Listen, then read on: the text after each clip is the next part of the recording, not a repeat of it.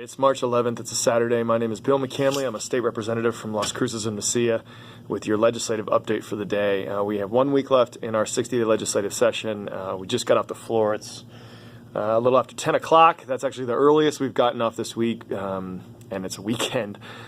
People are starting to get pretty tired around here, frustrated, angry. That's the way these things kind of go. And then the last week of the session, hopefully everyone can make sure they keep calm and talk about the issues that matter to you all and keep moving. But that's one of the problems with having these very, very truncated short sessions, is that everything gets congested into one period of time. And for instance, that happens and it kind of gets everyone tired, but also it creates issues for public access. So I just got off a committee hearing where public is supposed to have interaction with the folks in the legislature, and we didn't get out of there until about 9:30.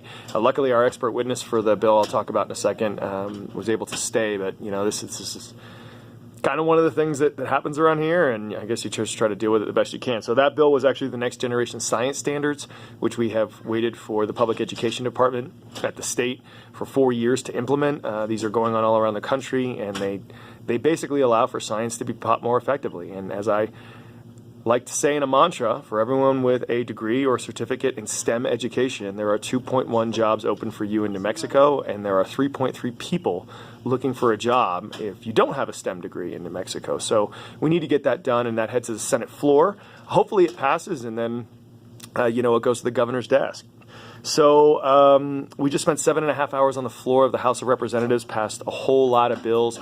Two of the bigger ones that I'd like to highlight for you, one are rules limiting solitary confinement. Apparently this is a process that's being used in prisons more and more, and there's a lot of issues with that in terms of how it affects people, the issues with solitary confinement for those that are mentally ill, that sort of thing, and that bill passed. Another one that passed, this was tough for me, regarding payday loans. So right now, if you go out and get one of these short payday loans, you've seen all the stores on those little strip malls and everything. A lot of times that over 300% interest can be charged, and this bill caps that interest at 175%. For me, that's still way too high.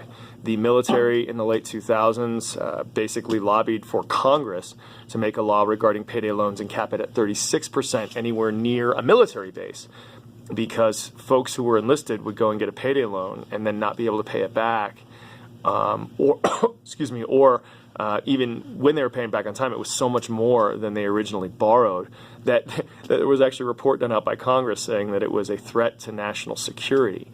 I did vote for this bill. It was a really tough one for me, but 175% is better than 300 and something percent. And sometimes here you got to really work hard to not let the perfect be the enemy of the good. So that got through. Budget and revenue package passed the Senate today. House Bills 2 and 202. 2 is the budget, which we're all fairly happy with. I mean, we're not jumping overjoyed, but it stops a lot of real heavy cuts and actually increases economic development, education, and some of the court systems here in New Mexico. And the Senate actually passed a modified version of our revenue package where they added a gas tax as well as a delay of the corporate income tax decreases that are scheduled to go in over the next 2 years.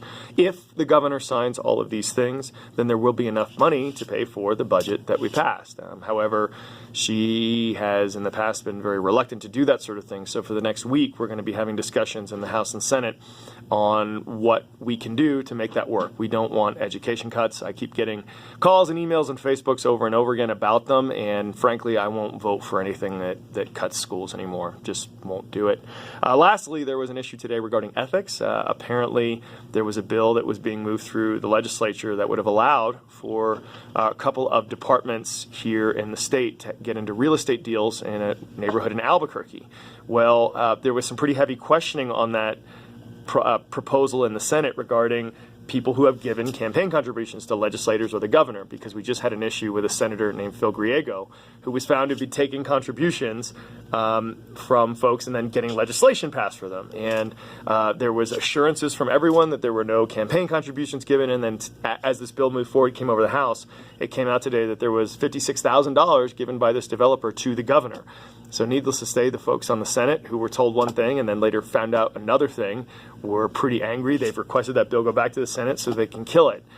This is called pay to play, and it's one of the reasons we need to do a much better job of implementing things like the Ethics Commission and also limiting big money in politics. We've got to get that out. There's already a big enough gap in trust between the people and politicians, and that just doesn't let democracy work. So that's all I got for today. A lot. I'll be back at you Monday. We actually have tomorrow off, and I need to do laundry, so that's great.